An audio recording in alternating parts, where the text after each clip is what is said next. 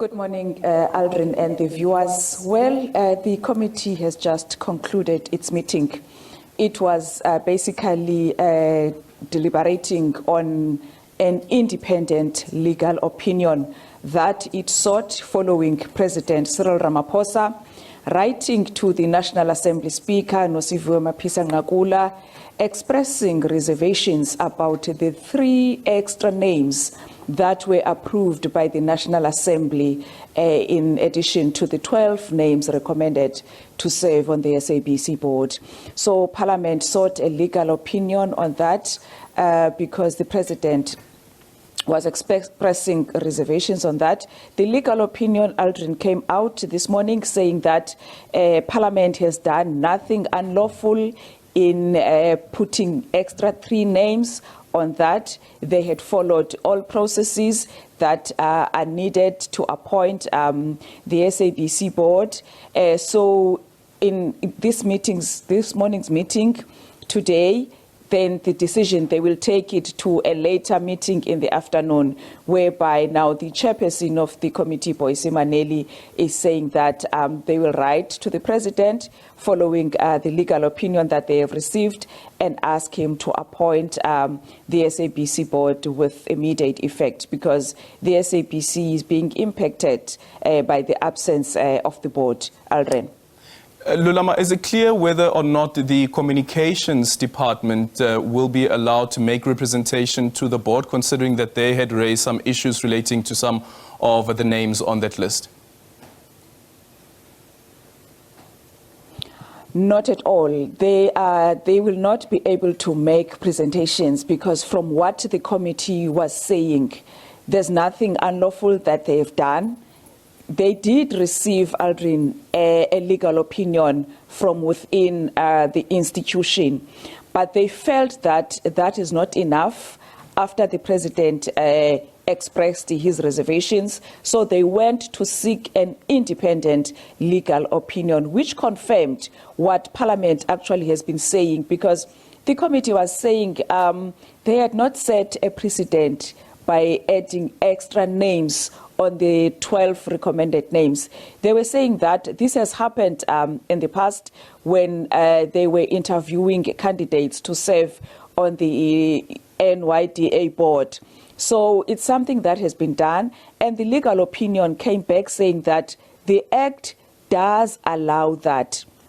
But what the President is not allowed to do is for him to ask Parliament how to proceed when they are doing their job, because the letter that the President wrote to Parliament was saying that this matter must be taken back to the committee. The legal opinion came out scathing on the President for that, saying that it's not the other way around. He accounts to Parliament, it's not Parliament that accounts to him. He should not have prescribed to Parliament. If he had reservations, he should not have prescribed to Parliament how must it do its job by saying that the matter must be taken back to the Communications Committee. So indications are that there's no need for the department to make any presentations on this matter, as the independent legal opinion is saying that Parliament followed all the processes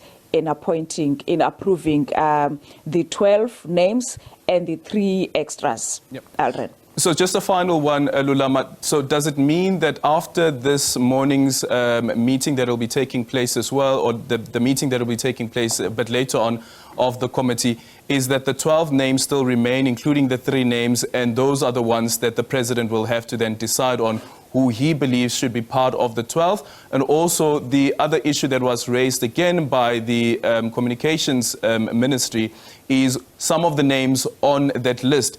Do they then also make representation to the President and say that outside of the 12 that is there, we think that rather let go of 2 or 3 and take the other additional 3? Aldrin, the resolution, these names were approved by the National Assembly in December last year, and they are in the order of preference as to when the committee was appointing them. So what the committee was saying this morning is that the President will approve the 12 names. So what we know that is now is that one candidate has withdrawn. That is Professor Kruger. He has withdrawn from the board. So what will happen, the committee is saying, what will happen is that the president must appoint the 12 recommended names. Then, because there is one now short, he needs now to take from the 3 extra names. But even there, he cannot choose which one he must appoint to fill that gap. It must be in their order of, it must be as the order of preference, because those 3 additional names, there's number 1, there's number 2, there's number 3. So the president will have to appoint the first additional name. It will not be his choice to pick and choose which one. Otherwise, from the 12 recommended names, he has no choice but to appoint them, because that was the resolution of the National Assembly, and he cannot do away with that. The legal opinion, Aldrin, is saying if the president has reservations about resolutions that are passed by the National Assembly, he must take them to court. Then, for instance, there are some instances, Aldrin, where the president, even former president, had some reservations about bills that are passed in Parliament. The legal opinion is saying that the president, in such cases, the president must take the matter to a court if he has such a reservation, not the other way around, telling Parliament that this is how it must be done, or I have reservations, therefore the matter must be taken back to a committee level. No, it's not like that.